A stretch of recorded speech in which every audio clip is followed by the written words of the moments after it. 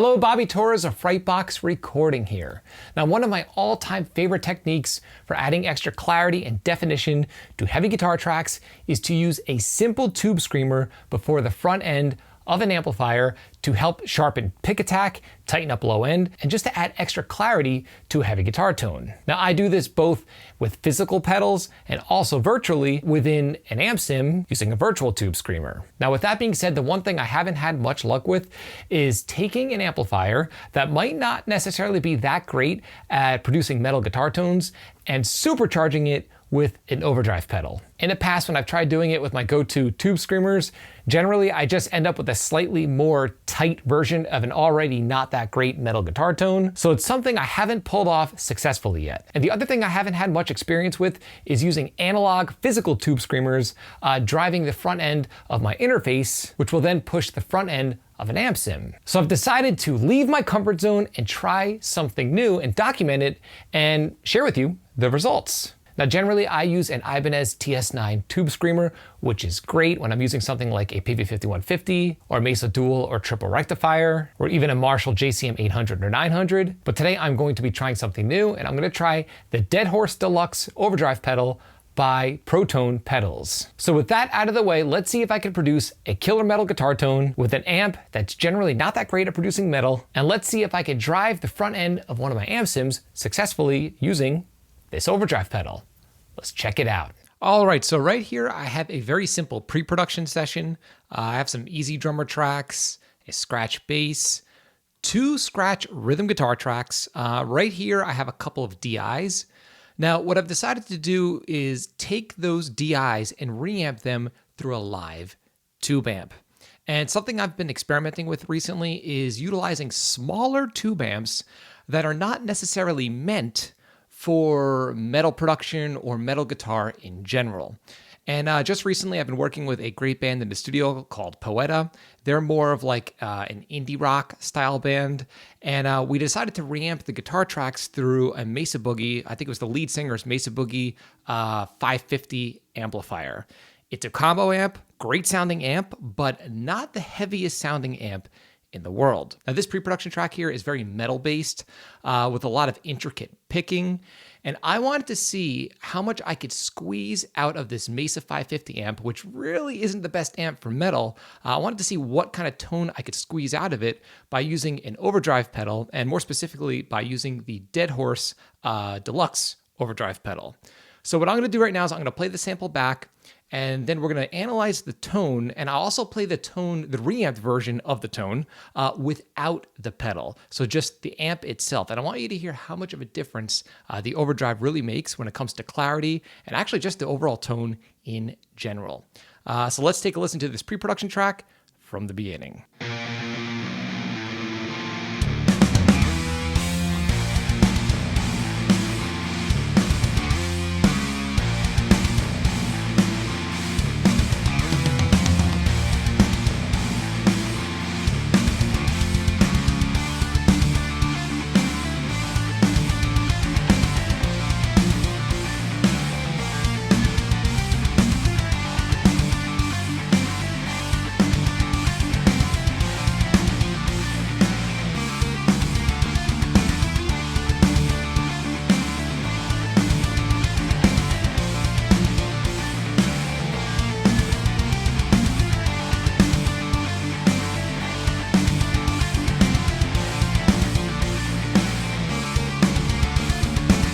Okay, not bad. I'm actually extremely happy with that. Now, this is not a final mix. It's not even a final production. This song isn't even fully written yet. It's simply a pre-production session that I'm currently working on. Like I said, that just had a couple of DI rhythm tracks that I wanted to experiment with and run through a live amp.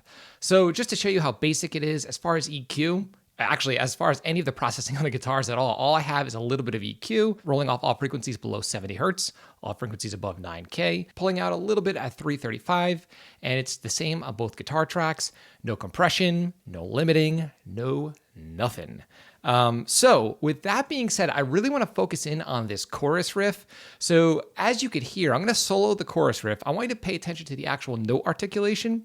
And then I'm going to stop the track and I'm going to switch over to just the amp. Now remember, I did not change anything on the amp itself. All I did was take the Deadhorse Overdrive and stick it in line just to drive the front end of the amp. So let's hear the tone again with the Overdrive in solo.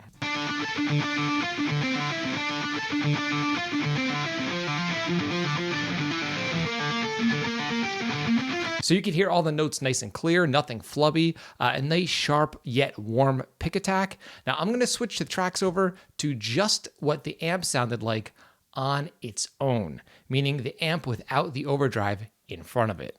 Let's check it out.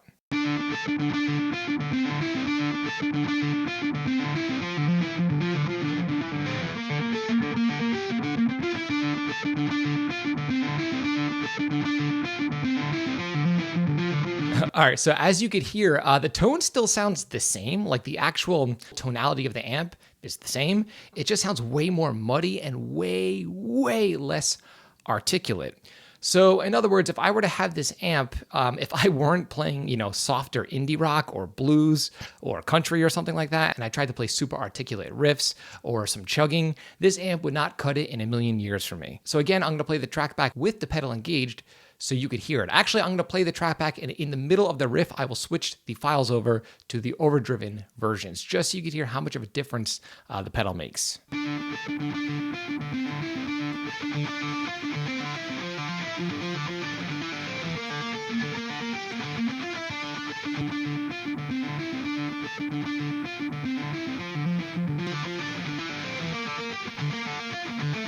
Massive difference. I took an amp that I would normally not be able to use with this production and made it usable simply by placing this overdrive in front of the amp. And just to get into the settings that I used on the overdrive, very basic. I pretty much kept all of the controls up the middle. The drive is slightly past halfway, maybe closer to 2 o'clock. And I also have the attack toggle switched engaged. The great thing about this overdrive is you can add additional attack.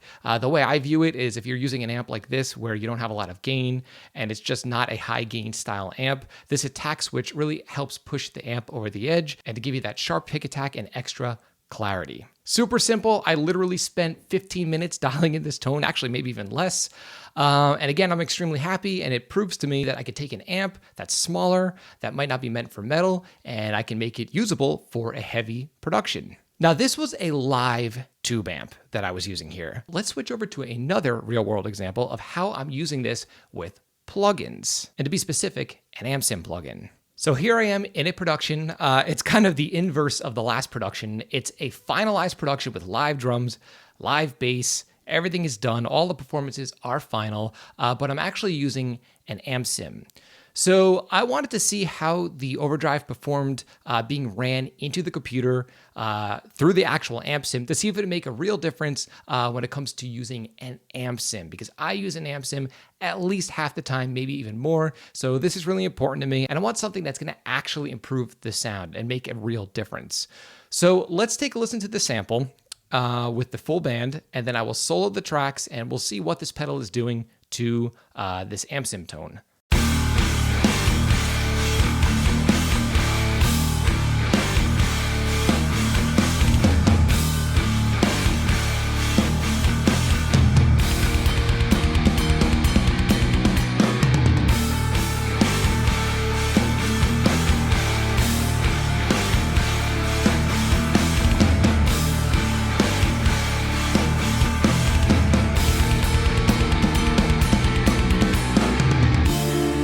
Okay, right here we have a very earthy sounding production, all natural drums.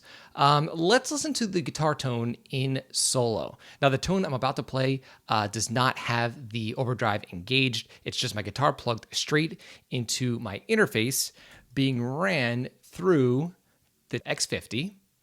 And the only pedal I have engaged is just a noise suppressor. So I'm not using the stomp box in the X50 itself. I wanted to use an actual analog real stomp box on the front end of my interface to see how it sounded. And let's hear how these guitars sound in solo.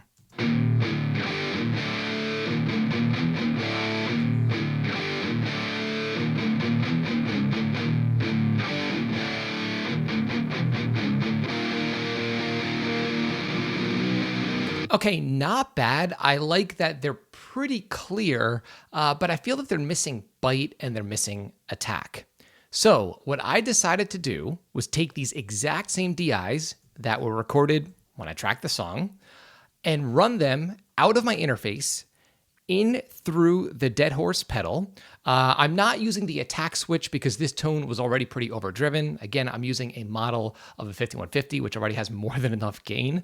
But I wanted to just tighten up the tone and add additional clarity and additional bite. I had the level a little up past halfway, the tone up the middle, and the drive is cut way back because I'm not looking to really slam the front end of my amp. I just want to add a little more pick attack, and I am not using the attack switch on the overdrive. And again, like I said, because the 5150 or the X50 in this sample is already pretty overdriven. So with that being said, I'm going to kill the original tone. And what I have here are the exact same DI tracks. The only difference is that they have been ran through with the settings I previously mentioned. So with that being said, let's listen to the tone in context, and then we will listen to it in solo.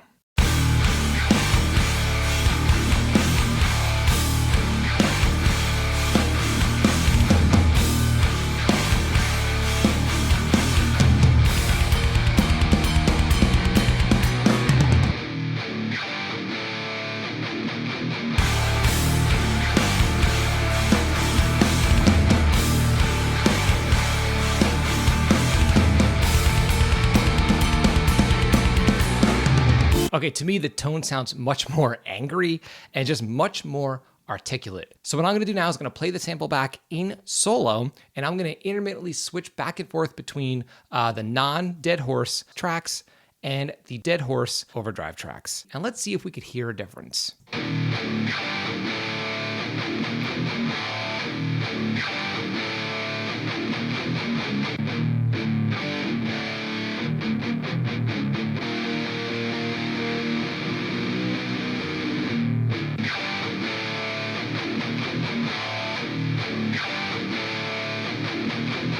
Okay, again, to me, that makes a huge, huge, huge difference.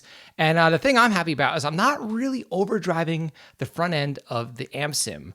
I'm being relatively modest with my settings. I'm not using a ton of gain. I'm just upping the level just to, again, add some extra articulation to my guitar tracks here.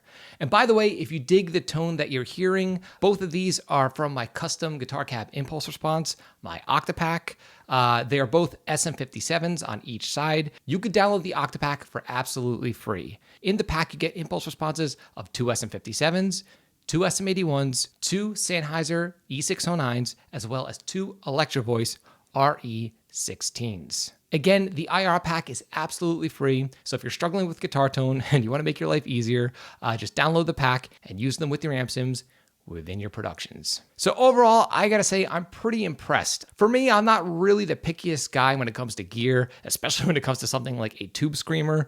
But what impressed me most, honestly, with this pedal was how much of a difference it actually made, especially when I was using it with that Mesa Boogie amp. Because like I said, that Mesa 550, although an amazing amp for lighter styles of music, would have never cut it for me in a million years if it did not have this pedal in front of it. It just really saturated the tone in a nice way and added additional clarity and also extra sustain. So overall, I gotta say I am super impressed, especially when it came to overdriving that Mesa 550 amplifier, because as you could hear, the difference between the unoverdriven sound and the overdriven sound, in other words, when I pushed the front end of the amp with the Deadhorse pedal, the difference was night and day. I had a tone that was completely unusable for a heavy production, and I ended up with a tone that I could use with ease. So with that being said, if you're looking to accomplish any of the things I've accomplished in this video, I'd highly recommend giving this pedal a shot. I'll leave a link below to Protone's website in this video's description. Now, if you've been watching this channel for any length of time, you know I am not a gearhead. I rarely get excited about gear outside of the gear that I'm currently using. But I have to say, I was able to produce results that I haven't produced in the past just using this simple overdrive pedal, and I love simplicity. I'll definitely be using this in my future productions and my future guitar tones. So tell me, I'm curious to know, are you a fan of using an overdrive or tube screamer with your guitar tones? If so, or if not, leave a comment in the comment section below. I'd love to hear your opinion. If you found this video helpful, like, comment, subscribe, and share. And do not forget to click the little bell icon so you can be notified every time I upload one of our weekly videos on all things metal and rock production. If you're interested in some Frightbox swag, we've got t-shirts, mugs, and a ton of other cool stuff on the way. There's a link below to the Frightbox merch store in this video's description. And again, if you're looking to improve the sound of your amp sim guitar tones, the best way to do that is to simply use good sounding impulse responses. And again, you can download my IR Octapack for absolutely free. There's a link below in this video's description. And until next time, happy recording.